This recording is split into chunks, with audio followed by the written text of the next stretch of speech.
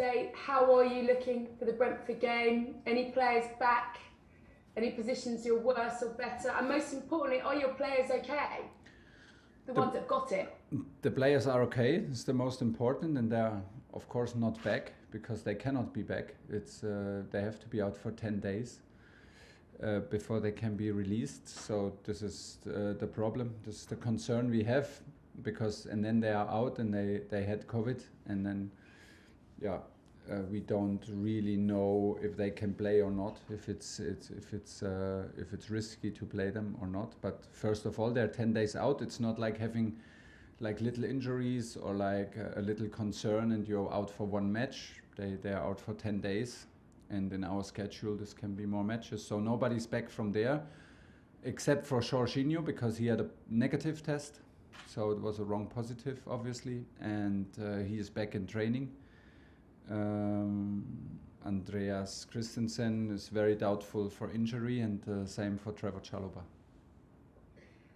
You were pretty upset before the Wolves game when you spoke to the cameras, and you reiterated your thoughts afterwards. Given that the Premier League have decided not to have a fire break, how are you feeling? What's your reaction to that news? Not big. I thought that this was coming.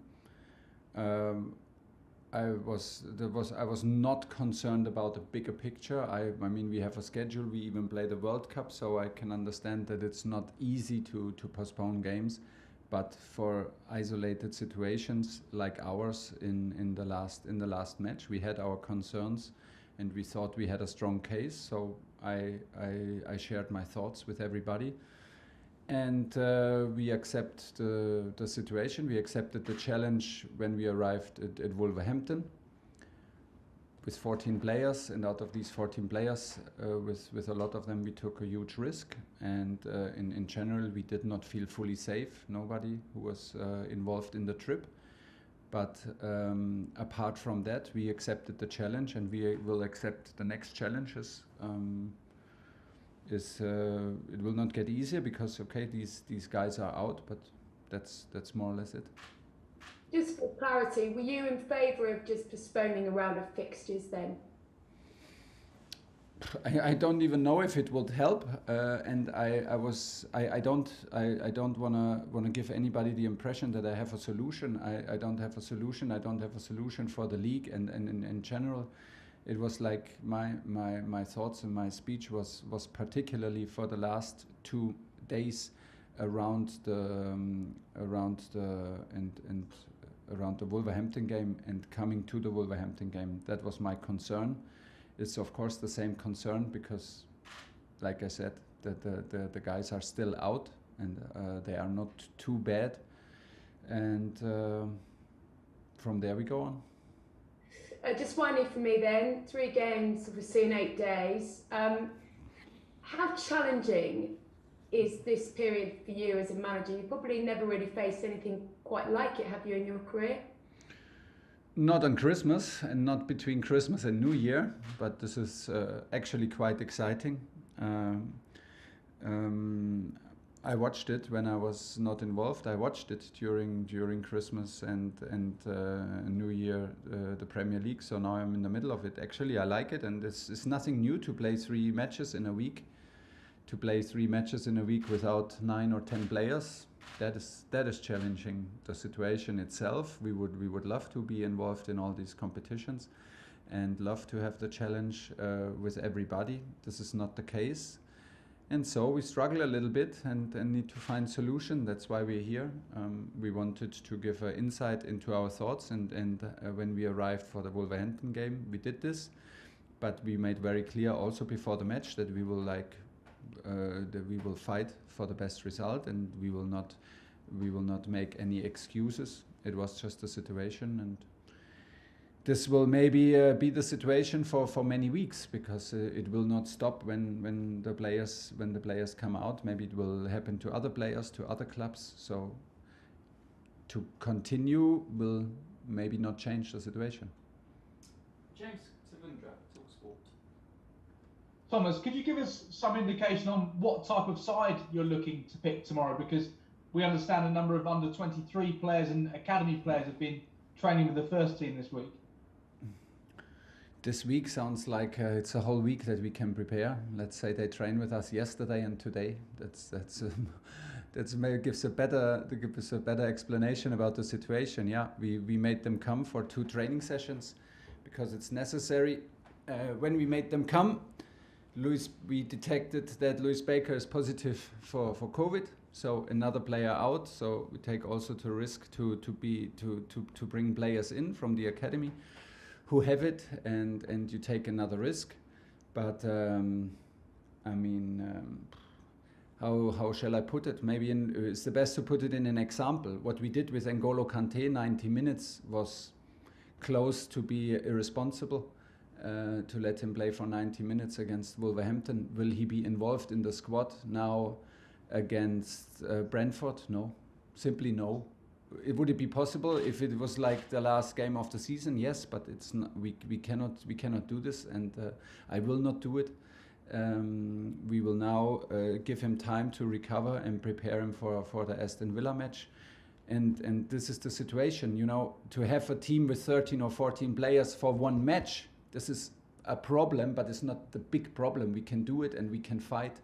But from the match, we have Trevor Chalobah injured.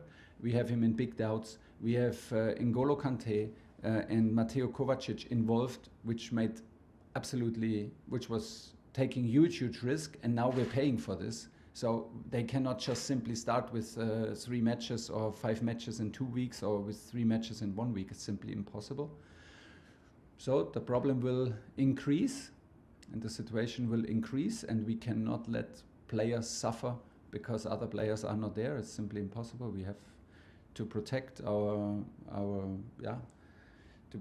players and protect the health, and that's why we brought in the academy. Is no secret, and we think about playing with them.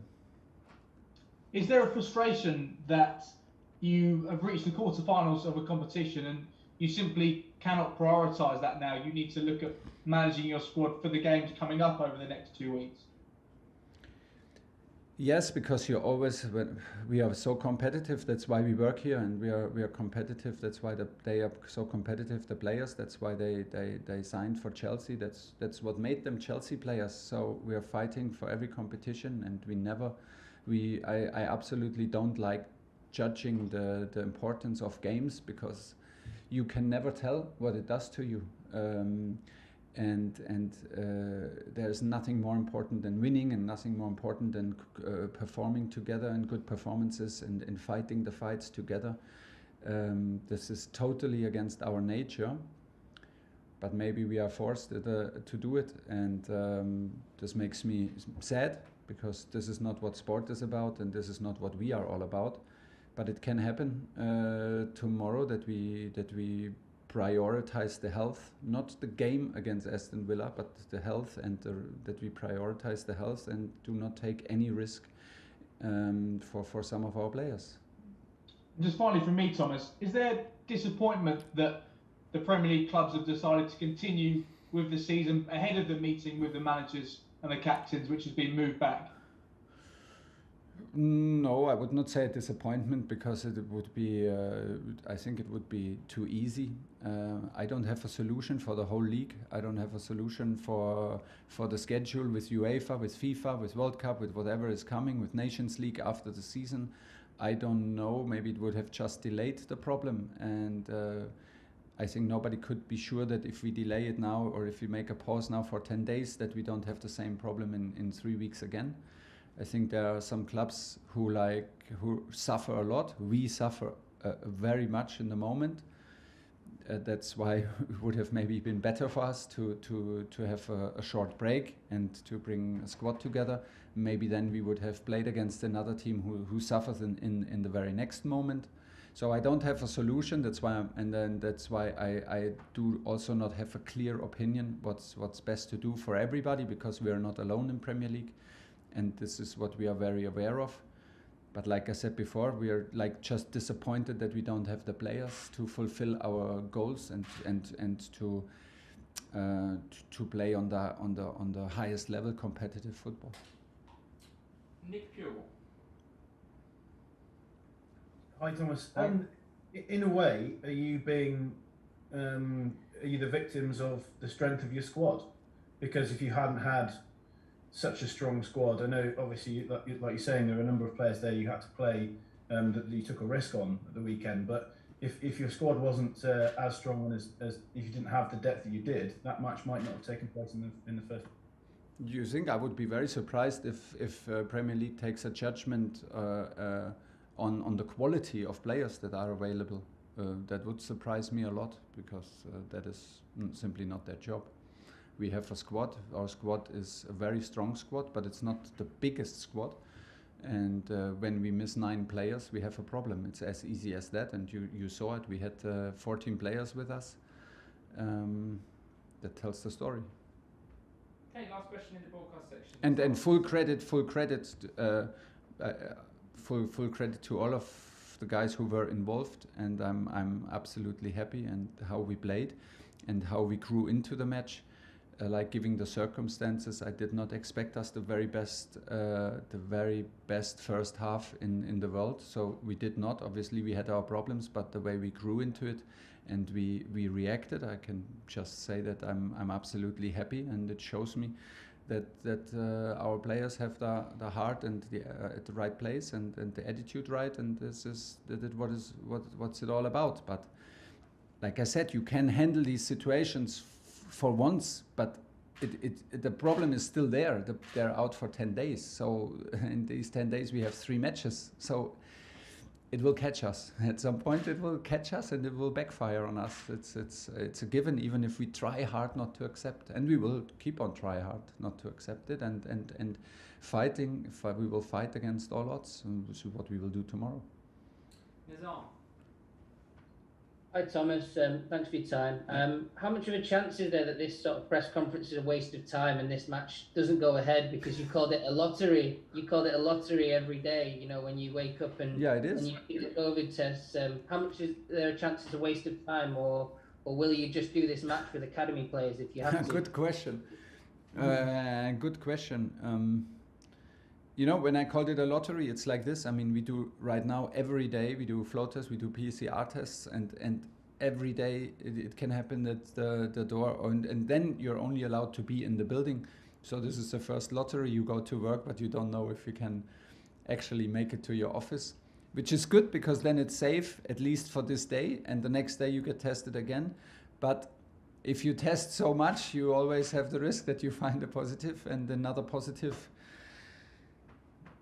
can really make things worse than they already are. Like we planned now a squad and had some plans with Louis Baker from the academy, and now he's positive, so we can start from scratch, and this is what we do right now. The players will arrive in the next hour, because we delayed the training to the late afternoon, and then I can tell you more. Right now we prepare for the match to be played, but